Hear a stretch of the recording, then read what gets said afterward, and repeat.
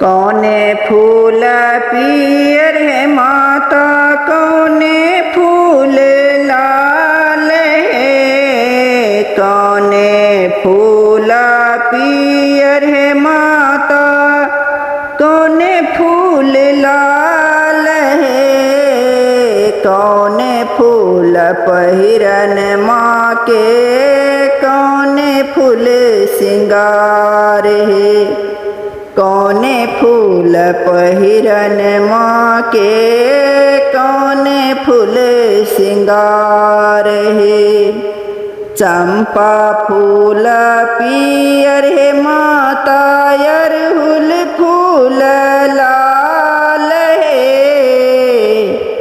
बेली फूल पहिरन माँ के चमेली फूल सिंगार है। चंपा फूल पियर है माता अरहुल फूल लाल है। बेली फूल पहिरन माँ के चमेली फूल सिंगार है। पहिरिए ओढ़िए माता मंदिर में ठार है। पहिरी ओढ़िए काली मंदिर में ठार है। सब सखियन मिली पूजू दुआरी है। सब सखियन मिली पूजू दुआरी है। 5 7 सखी मिली पूजू हुनकर दुआरी है। 5 7 सखी मिली पूजू हुनकर दुआरी है। 5 7 सखी मिली विनती करई तोहार है। 5 7 सखी मिली विनती करे तोहार है।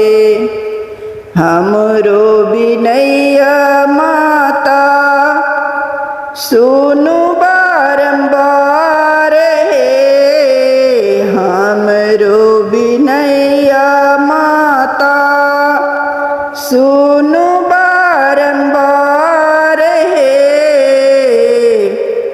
एकटा जे पुत्र दिया धान के सिंगार है।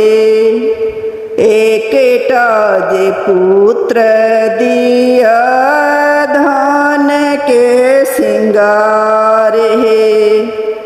ओहे पुत्र होत माता सेवक तोहार है। ओहे पुत्र होत माता सेवक तोहार है। कौने फूल पियर है माता कौने फूल लाल है। कौने फूल पहिरन माँ के कौने फूल सिंगार है।